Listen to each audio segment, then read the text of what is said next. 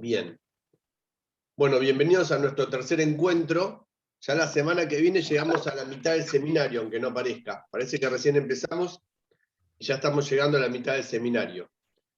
Les voy a pedir, chicos, a todos, porque somos poquitos, somos 16, 15 que estamos cursando el seminario y de los 16 no entran todos, todas las clases, que nos podamos visibilizar, liberen las cámaras, así se hace un ida y vuelta, es más lindo. Y si podemos liberar los micrófonos también, estaría buenísimo para poder escucharnos lo que tenemos que decir. Estamos grabando. Bueno, ¿empezamos, les parece? Ustedes me avisan.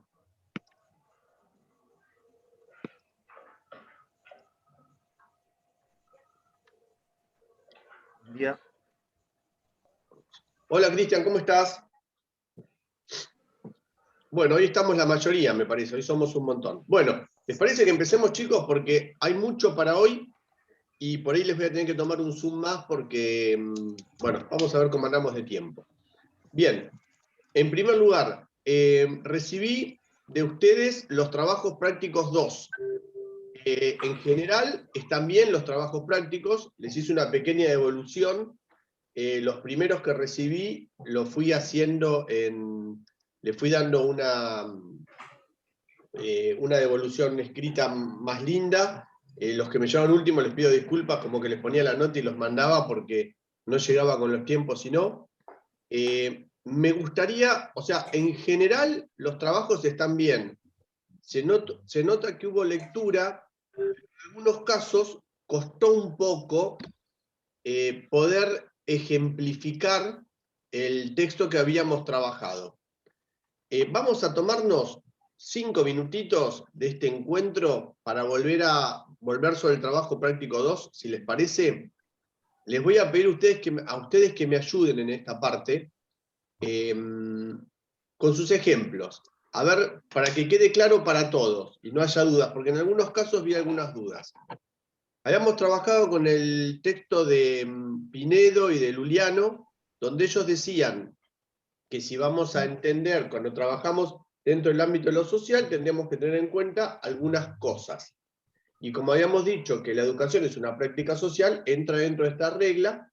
Hay otras cosas más que hay que tener en cuenta, pero ellos planteaban 3 cosas que deberíamos tener en cuenta. Lo primero, acá hice una reducción de la reducción, más o menos de lo que ellos dicen, ¿no? Que no se puede reducir a una fórmula racional ni anticiparse por medio de una deducción de una regla. ¿Alguien quiere dar un ejemplo del trabajo, de un ejemplo que ustedes hayan puesto?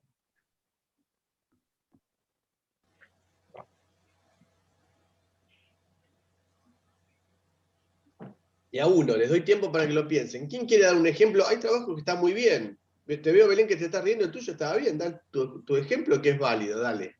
O el que quiera. No, bueno, te comenté ahí hola a todos y a todas primero. Me costó un montón, la verdad, de los 3 desafíos. El primero lo tuve como que leer, releer y pasar y desarmar. No sé por qué me costó tanto comprender este. Los otros 2 más o menos, me parece que estuve más acertada.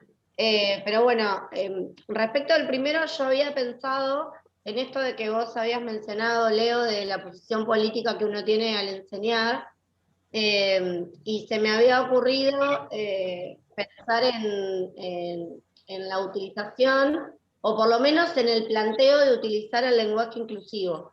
Me parecía que eso tenía que ver con pensar esa intencionalidad en la enseñanza, digamos que cómo va transformándose esa intencionalidad y a la vez cómo los vínculos y las relaciones que se dan en ese acto, ya sea entre alumnos o entre el docente y el alumno, se va también moldeando en función de las diferentes cuestiones que también suceden a nivel cultural, digamos.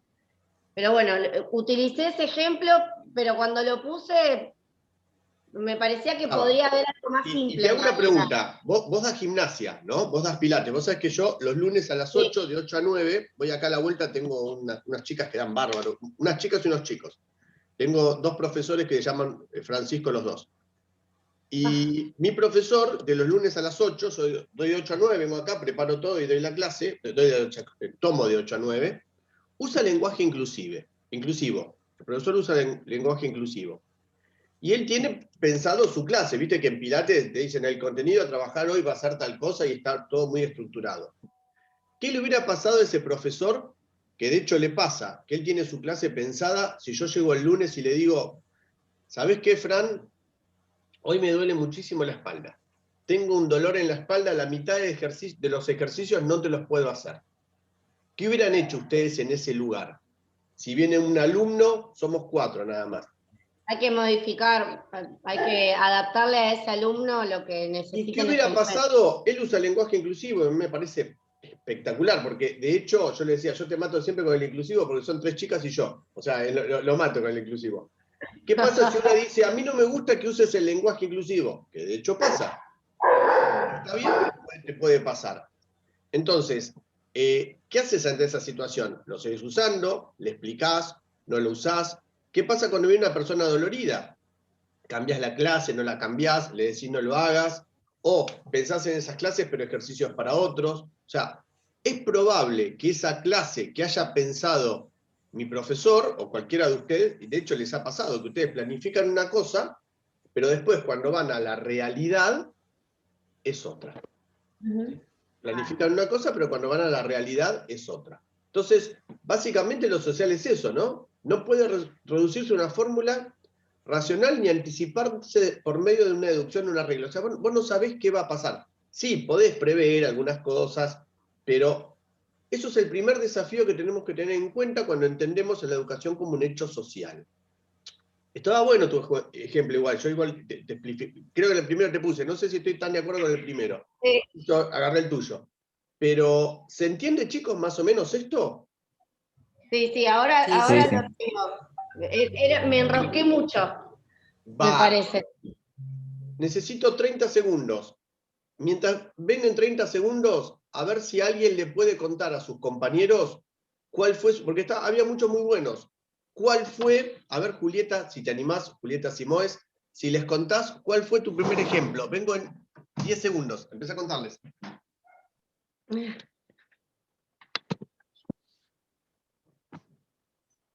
¿Se fue? Ah. El mío no era, a ver, el mío no, yo no estaba hablando de lo social, yo lo había tomado más por el espacio y el tiempo. No sé si alguno de ustedes también lo tomó así.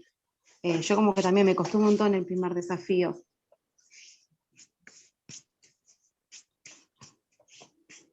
No sigo. Lo había explicado más que todo como qué pasaba cuando, por ejemplo, uno llevaba la clase o la armaba en su casa y armabas toda una buena clase y cuando llegabas, no sé, era armabas una clase, el profesor yo lo había tomado más que todo por el espacio y el tiempo, en realidad, ¿no? Es como que me había confundido también el primer ejemplo. Y yo el ejemplo que puse fue, vos armás una clase, no sé, para jardín en el patio del colegio, y vos vas con todo, ¿no? la expectativa que uno lleva, qué sé yo, y cuando llegás empieza a llover, entonces tenés que modificar toda la clase. Perfecto. Y empezar a cambiar, o sea, tenías un espacio, un patio grande y de repente tenés una aula chiquita, entonces empezar a modificar ese ejercicio que uno iba a realizar y empezar a cambiar todo lo que uno pensaba. Entonces yo más que todo lo había pensado por ahí, más, Está entonces perfecto, como que también Julita. me costó un poco los No, 3 no, no, desafíos. y está bien que te cueste, y aparte, una cosa es leerlo y comprenderlo, y otra cosa es poder ejemplificarlo. La enseñanza para la comprensión te dice, si el alumno lo puede ejemplificar, quiere decir que lo comprendió. Generalmente me pasa a mí con mis alumnos, ¿no? Que les digo, ¿entendieron? Sí, bueno, a ver, dame un ejemplo. Y ahí se complejiza un poquito la clase, la cosa. Es una Claro. pavada, pero no es tan pavada. Yo les voy a contar una cosa, les voy a contar una anécdota tonta. Yo hace muchos años allá por los 2000, 99, había tomado una suplencia en una escuela en Villa Catela. ¿Vieron cuando uno sube para la autopista? Que abajo hay una escuela. Y yo trabajaba en esa escuela esperen que admito 4 más. Uy, ¿cuántos que somos? ¿Qué pasó? Se me llenó de gente. Creo que están todos. Y yo trabajaba en esa escuela, daba fútbol con los chicos, teníamos un campito atrás, y en las clases de educación física daba fútbol.